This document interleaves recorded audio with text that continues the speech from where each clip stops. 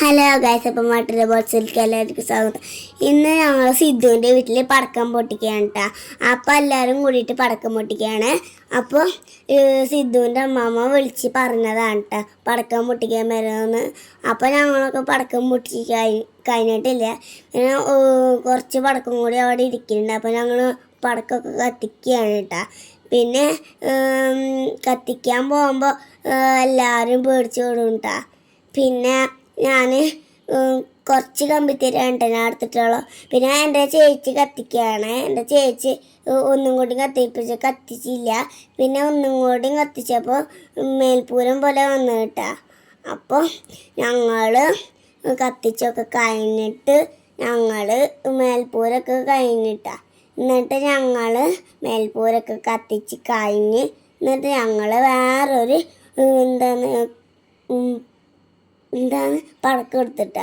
എന്നിട്ട് ഞങ്ങൾ വേറൊരു പടക്കം എടുത്തിട്ട് എൻ്റെ ചേട്ടൻ കത്തിച്ച്, എൻ്റെ മൂത്ത ചേട്ടൻ. പിന്നെ അത് കത്തിച്ചിട്ട് കഴിഞ്ഞിട്ട് പിന്നെ അത് വേൽപ്പൂരാണ് കേട്ടോ. അത് കത്തിച്ച് കഴിഞ്ഞിട്ട് പിന്നെ അതും കൂടി അങ്ങോട്ട് കത്തിച്ച് കഴിഞ്ഞിട്ട് നമ്മൾ പോന്നു കേട്ടോ. പിന്നെ എൻ്റെ ചേട്ടനാണ് കേട്ടോ കത്തിക്കണ് മേൽപ്പൂരം. പിന്നെ അതും കത്തിച്ച് കഴിഞ്ഞിട്ട് മേൽപ്പൂരൊക്കെ കത്തിച്ച് കഴിഞ്ഞ് പിന്നെ ഞങ്ങൾ അമ്പലത്തിൽ പോവാണ്ട. അപ്പോൾ ഞങ്ങൾ കമ്പിത്തേരൊക്കെ കത്തിച്ച് കഴിഞ്ഞ് പിന്നെ അമ്മ പറഞ്ഞു വരാൻ. അപ്പം എൻ്റെ ചേട്ടൻ സമ്മതിച്ചില്ല. അപ്പം ഞങ്ങൾ കമ്പിത്തേരൊക്കെ കത്തിച്ച് കഴിഞ്ഞിട്ട് ഞങ്ങൾ പുറത്തേക്ക് ഇറങ്ങിയിട്ടാ. പിന്നെ ഒരു വർഷം കൂടി കമ്പിത്തേരി കത്തിച്ചാൽ മതി എന്ന് പറഞ്ഞ് പിന്നെ ഓലപ്പടക്കൊന്നും കത്തിക്കണ്ടെന്ന് പറഞ്ഞിട്ടാ. എൻ്റെ ചേട്ടൻ ഒരു പേടിയും പോലല്ല കേട്ടാ. ഓലപ്പടക്കം എന്നെ പൊട്ടിച്ചിട്ടാ എൻ്റെ പേടിച്ച് ഓടിയിട്ടാ.